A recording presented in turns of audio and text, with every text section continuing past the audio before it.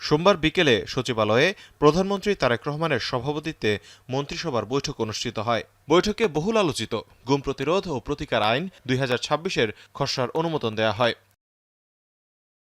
খসড়ায় গুমের ফলে মৃত্যু ঘটলে, মরদেহ পাওয়া গেলে অথবা ৫ বছর অতিক্রম করলেও সংশ্লিষ্ট ব্যক্তিকে জীবিত কিংবা মৃত অবস্থায় উদ্ধার করা সম্ভব না হলে সর্বোচ্চ শাস্তি রাখা হয়েছে মৃত্যুদণ্ড। এছাড়া যাবজ্জীবন কারাদণ্ড এবং সর্বোচ্চ ১ কোটি টাকা অর্থদণ্ডের বিধানও রাখা হয়েছে।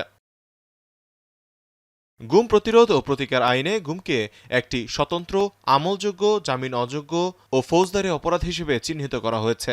বিজ্ঞপ্তিতে বলা হয়, এই আইন একটি সমন্বিত আইনগত কাঠামো প্রতিষ্ঠা করবে। আমরা ওয়াইফাই ছাড়াই ধূপধাপ আপলোড করি, কারণ আমাদের কাছে বেশি জিবি আছে। বেশি জিবি জিতবেন মাইজিপি অ্যাপে। এদিকে সচিবালয়ে মন্ত্রিপরিষদ বিভাগে প্রধানমন্ত্রীর কার্যালয়ে সৌর বিদ্যুৎ সংক্রান্ত সভা হয়েছে। সভায় জ্বালানি সংকট মোকাবেলা এবং নবায়নযোগ্য জ্বালানির ব্যবহার বাড়াতে নির্দেশনা দিয়েছেন প্রধানমন্ত্রী। সিদ্ধান্ত অনুযায়ী দেশের গুরুত্বপূর্ণ সরকারি ভবনগুলোতে পর্যায়ক্রমে স্থাপন করা হবে সৌর প্যানেল। পাশাপাশি দেশে সোলার ইনভার্টার উৎপাদনে ব্যবহৃত কাঁচামাল আমদানিতে সরকারি সহায়তা দেওয়া হবে বলেও জানানো হয়। যদি চারিদিকে এমন আবর্জনা ছড়িয়ে থাকতো। এর আগে নিজের ভেরিফাইড ফেসবুক পেজে পরিবেশ সংরক্ষণে দেশের নাগরিকদের দায়িত্বশীল হওয়ার আহ্বান জানান প্রধানমন্ত্রী।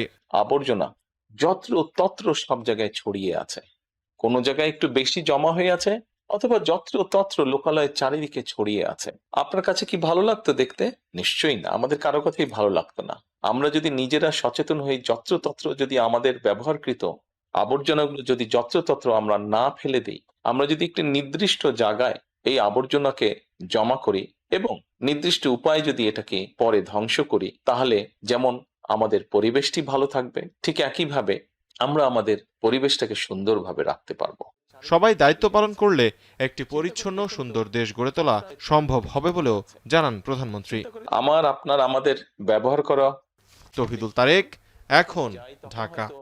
যারা পরিচ্ছন্ন কর্মী তারা হয়তো পরিষ্কার করে রাখছে।